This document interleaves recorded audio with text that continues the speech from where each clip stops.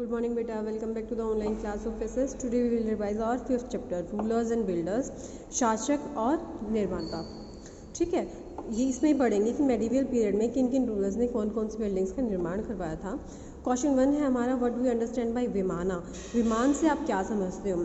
Multi storeyed pyramid shape tower in temples.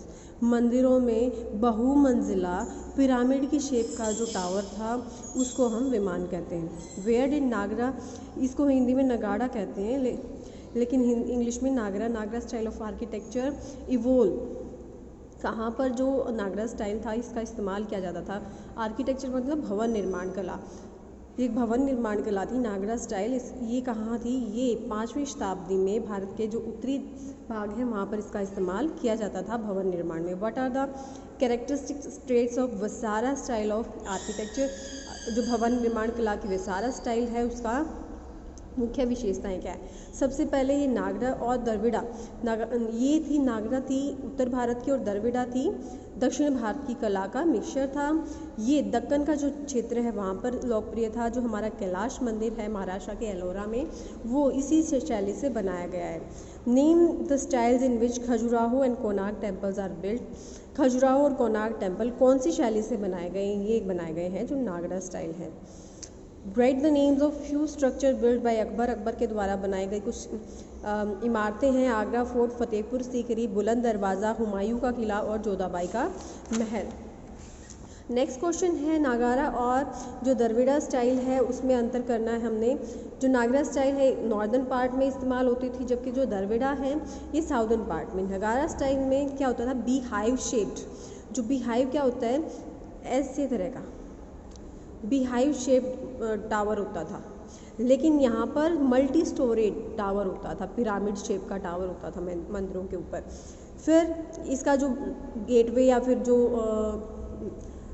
बड़ा सा प्रवेश द्वार होता था वो ज़्यादा सिंपल होता था. उसके ऊपर कुछ ज़्यादा कलाकारी नहीं होती थी. जबकि जो द्रविड़ा स्टाइल है इसका बड़ा और सुसज्जित गेटवे होता था. टेम्पल्स को क्यों नष्ट किया जाता था. टेम्पल्स को नष्ट किया जाता था ताकि जो मंदिरों में धन है उसको लूटा जा सके. इसके साथ साथ जो राजा थे वो अपनी शक्ति दिखाने के लिए टेम्पल्स को नष्ट करते थे. जब वंश बदल जाता था तो पुराने वंश के जो मंदिर थे उनको हटाकर नए मंदिर बनवाए जाते थे और अपने भगवान की प्रियता या फिर सर्वोच्चता दिखाने के लिए भी मंदिरों को क्या किया जाता था, डिस्ट्रॉय किया जाता था. Give an account of the Nagara school of architecture. का जो नागारा स्टाइल है उसके बारे में बताना है. सबसे पहले तो ये उत्तर भारत में इस्तेमाल होती थी. दूसरा, इसमें जो मेन डाइटी है, मुख्य जो देवता है उसकी जो मूर्ति है उसको गर्भगृह में रखा जाता था. गर्भगृह एक सेंट्रल रूम, बिल्कुल अंदरूनी जो हिस्सा होता है जो अब भी मंदिरों में जहाँ पर मुख्य भगवान की मूर्ति होती है उसको रखा जाता है.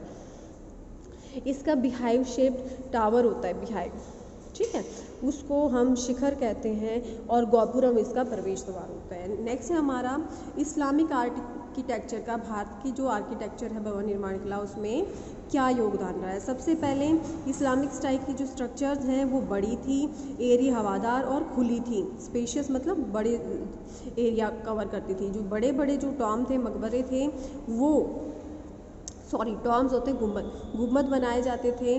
माइनरेट्स जो मीनारें होती थी वो मेन बिल्डिंग के साइड्स में, जैसे ताजमहल के साइड में मीनारें हैं. इसके साथ साथ कलर, जैम, राइटिंग मतलब दीवारों पे लिखा जाता था, ठीक है, ताकि दीवारें सुसज्जित लगे.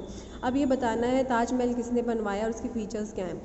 जो ताजमहल है वो शाहजहाँ ने बनवाया है. इसको बनाने के लिए पित्रा जो भवन निर्माण कला उसको इस्तेमाल किया गया.